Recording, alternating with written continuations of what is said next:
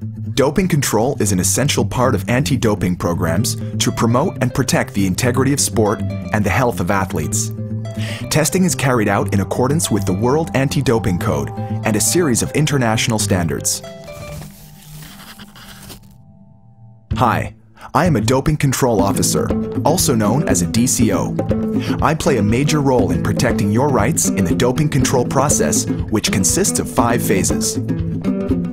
Athlete selection, athlete notification, sample collection, sample analysis, and results management. How can you be selected for testing?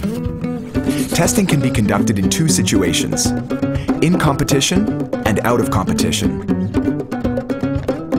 For in-competition testing, the selection may occur in a number of ways, including by random selection, based on finishing position, or by being targeted for a particular reason. For out-of-competition testing, you may be tested anytime, anywhere, with no advance notice.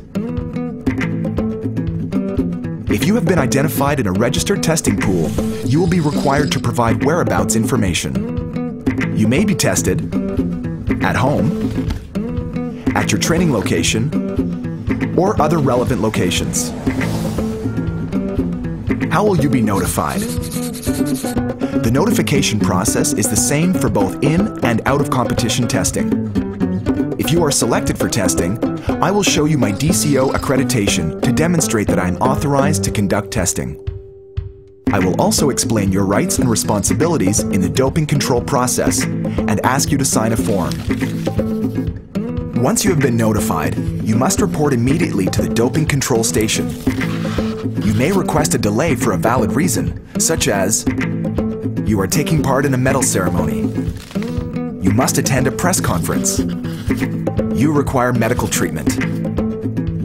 Upon notification, a DCO or chaperone will stay at your side at all times until the testing process has been completed.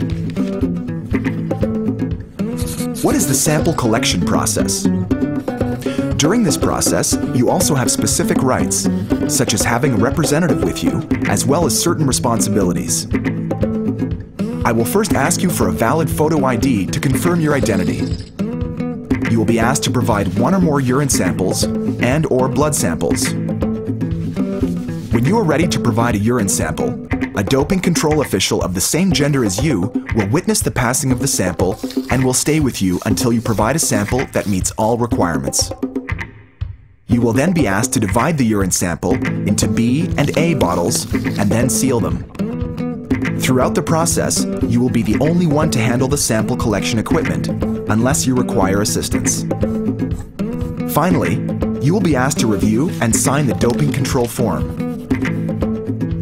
The samples and a copy of the form that does not disclose your identity will be sent to a WADA accredited laboratory, while the other copies will go to the relevant anti-doping organizations.